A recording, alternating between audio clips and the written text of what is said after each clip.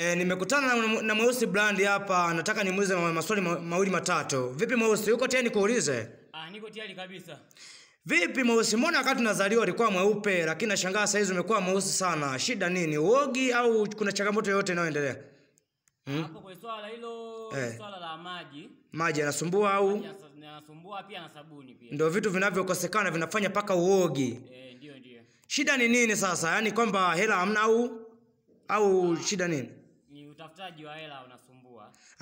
Jitahidi sana, jitahidi tafuta hela, unaoga. Maana kinakoendea utakuja kutubu, utakuja kuogeshwa ya lazima, Maana umeshakuwa mweusi tofauti na ulivyokuwa unazaliwa.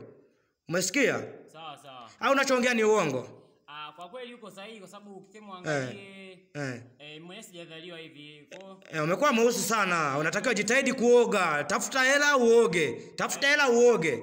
Umesikia? Maana gani kwenda utakuja utubu, utakuja kuogeshwa lazima. Sawa. Tafuta hela. Ndio. Uoge, utakuwa mweupe, hiyo sura sio yako hiyo. Sawa. Hiyo sura sio yako.